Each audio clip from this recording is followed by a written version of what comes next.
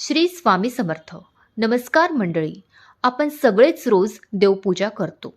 कोणी मोठ्या विधीने करतात तर कोणी साध्या पद्धतीने करतात. पण बहुतेक वेळा ही पूजा सवयीनेच होते. दिवा लावला, अगरबत्ती पेटवली, देवाला नमस्कार केला आणि मग लगेच कामाला लागलो. पूजा झाली, पण मन कुठे होतं? मन आधीच पुढच्या अडचणीत गुंतलेलं होतं. यात देवाचा दोष नसतो. देव तर तिथेच असतो, आपणच तिथे नसतो. मंडळी, कित्येक महिलांच्या मनात एकच प्रश्न असतो की मी रोज पूजा करते, दिवा लावते, अगरबत्ती दाखवते, हात जोडते, तरीही आयुष्यात अडचणी काही कमी होत नाहीत. कधी घरात ताण असतो, कधी मनात अस्वस्थता असते, कधी कामात अडथळे येतात. मग नकळत मनात येत होतं की आपण काही चूक करत आहे का, की देव आपलं ऐकत नाहीत का? मंडळी, या सगळ्याचं कारण म्हणजेच देवांना आंघोळ घातलेलं पाणी तसंच फेकून देणं. हे एक त्याचं कारण आहे. मंडळी, आता आपण बघूया की देवांना आंघोळ घालणं म्हणजे फक्त पाणी ओतणं नाही.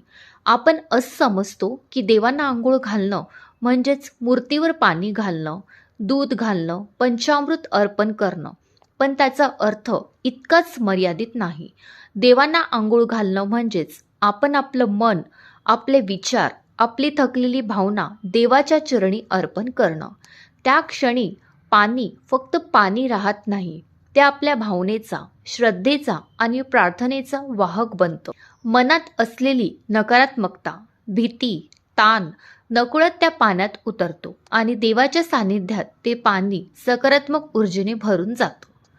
मंडळी, मग हे पाणी इतकं महत्त्वाचं का आहे?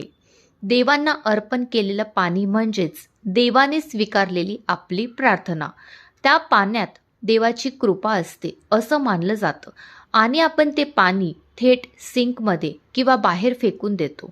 तेव्हा प्रत्यक्षात आपण काय करतो?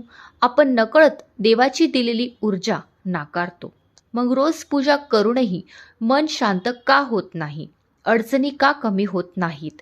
याचं उत्तर इथेच लपलेलं असतं. मंडळी, ही एक मोठी चूक जी आपण सगळेच करतो. ही चूक अज्ञानामुळे होते, जाणून बुजून होत नाही. आपल्याला कोणी सांगितलेलं नसतं, पण परिणाम मात्र होतो. देवपूजा करताना आपण विधी पाळतो, पण त्यामागचा भाव विसरतो. देवांना आंघोळ घातलेलं पाणी योग्य पद्धतीने वापरणं म्हणजे देवाची कृपा आपल्या आयुष्यात उतरवणं. मंडळी, आता आपण योग्य पद्धत म्हणजेच देवांना आंघोळ घातलेलं पाणी कसं वापरायचं हे बघूया. हे पाणी घरात थोडं थोडं शिंपडणं फार परिणामकारक असतं. घराच्या प्रवेशद्वारी, देवघरात, स्वयंपाकघरात शिंपडल्याने घरातली जड, नकारात्मक ऊर्जा हलकी होते. वातावरण प्रसन्न वाटायला लागतं. थोडंसं पाणी 2 बोटांनी कपाळाला किंवा डोक्याला लावणं हा खूप साधा पण खोल परिणाम देणारा उपाय आहे. त्या क्षणी मनात एवढंच म्हटलं तरी पुरेसं आहे की देवाची कृपा माझ्यावर राहो. अनेक वेळा असं करताना मन शांत होतं, डोळे आपोआप पाणवतात. मंडळी, हेच पाणी तुळशीला किंवा घरातल्या कुठल्याही झाडाला घातलं तरी खूप चांगला परिणाम होतो. मंडळी, झाड जसं वाढतं तसंच घरात सकारात्मकता वाढत जाते. मंडळी, पण इथे एक महत्त्वाची अट आहे. ती म्हणजे हे सगळं फक्त यांत्रिक पद्धतीने केलं तर फारसा फरक पडत नाही. मनात सतत तक्रार, राग, इतरांबद्दल वाईट भावना असतील तर पाणीही निष्प्रभ होतं. कारण देव कृतीपेक्षा भाव पाहतो. देवपूजा म्हणजेच देवाला बदलण्यासाठी नाही, तर देवपूजा म्हणजे स्वतःला थोडंसं शुद्ध करण्यासाठी असते. मंडळी, रोज पूजा करूनही अडचणी का येत राहतात? कारण आपण देवाला रोज भेटतो पण स्वतःकडे पाहत नाही. आपल्या बोलण्यातली कटुता, विचारातली भीती, मनातला असमाधान हे सगळं जसं आहे तसंच ठेवून फक्त दिवा लावून उपयोग होत नाही. देव आपल्याला अडचणींपासूनच लगेच मुक्त करत नाही, पण त्या अडचणी सहन करण्याची ताकद देतात आणि ती ताकद योग्य भावनेने केलेल्या पूजेतूनच येते. मंडळी, आता आपण बघूया की देवपूजा करताना पाळायला हवे असे अजून काही महत्त्वाचे नियम. मंडळी, पहिलं म्हणजेच देवपूजा म्हणजे घाई नाही, ती एक भेट आहे. पूजा म्हणजे एक काम म्हणून उरकायची गोष्ट नसतेच. देवपूजा म्हणजेच देवाशी भेट आहे.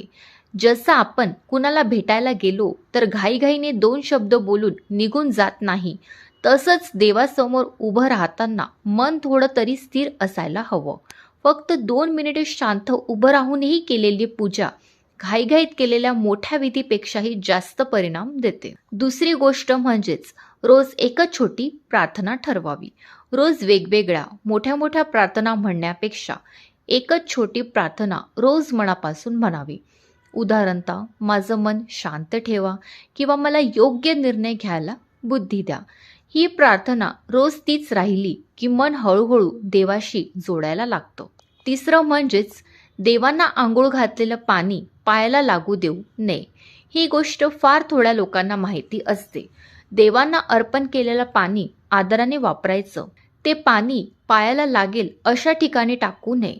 ते पाणी नेहमीच डोक्याला, कपाळाला, झाडाला किंवा घरात शिंपडण्यासाठी यासाठीच वापरावं. चौथं म्हणजे दिवा लावताना मनात तक्रार नको. दिवा लावताना जर मनात हे का होतंय, माझंच नशीब का असं, असे विचार असतील तर दिव्याची ज्योत जरी पेटली तरी मन अंधारातच राहतं. दिवा लावताना फक्त एवढंच मनात असू द्या की देवा, माझ्या जीवनातला अंधार दूर होऊ दे. पाचवं म्हणजेच देवासमोर कधीही राग व्यक्त करू नये. देवाला सगळं सांगायला हरकत नाही. दुःख, अश्रू, प्रश्न, पण रागाने, तक्रारीने बोलणं टाळावं. देव आपल्या आईवडिलांसारखेच असतात. रडणं चालतं, हट्ट चालतो, पण राग कधीही चालत नाही. सहावं म्हणजेच पूजा झाल्यावर लगेच मोबाईल हातात घेऊ नये. हा नियम फार साधा आहे पण खूप प्रभावी. पूजा झाल्यावर किमान 5 मिनिटे मोबाईल, टीव्ही, बाहेरचा गोंगाट यापासून दूर राहा. ते 5 मिनिटे देवांना दिलेली शांतता मनात बसवण्यासाठी असतात. सातवं म्हणजेच देवपूजेच्या जागेवर अस्वच्छता ठेवू नये. देवघर खूप सजवलेलं असायलाच हवं असं नाही, पण स्वच्छ असणं फार महत्त्वाचं आहे. फुले सुकली असतील तर लगेच काढायची. दिव्याची वात बदलायची. धूळ साचू न देणे, हे सगळं पूजेचा भाग आहे. आठवं म्हणजेच रोज थोडी कृतज्ञता व्यक्त करावी. देवाकडे मागणं आपण सगळेच करतो, पण रोज एकदा तरी जे आहे त्याबद्दल धन्यवाद असं मनात म्हटलं की मनाचं वजन हलकं होतं. कृतज्ञ मनात अडचणी टिकून राहत नाही. 9वं म्हणजेच देवपूजेचा प्रभाव बोलण्यातही दिसायला हवा. जर पूजा करूनही आपण कटू बोलत असू, चिडचिड करत असू, इतरांना दुखावत असू, तर पूजा अपूर्ण राहते. देवपूजा म्हणजेच हात जोडणं नाही. देवपूजा म्हणजेच बोलण्यात गोडवा आणणं. शेवटचं म्हणजेच दिवसाच्या शेवटी झोपण्याआधी मनात एवढंच म्हणा, आज नकळत काही चूक झाली असेल तर देवा मला माफ करा. ही प्रार्थना केल्यावर झोप शांत लागते आणि दुसरा दिवस हलकं मन घेऊन सुरू होतं. मंडळी, शेवटचं सांगायचं झालं म्हणजेच पुढच्या वेळी देवपूजा करताना घाई करू नका. देवांना आंघोळ घातलेलं पाणी फेकू नका. क्षणभर शांत उभे राहा आणि मनात म्हणा, मी बदलायला तयार आहे.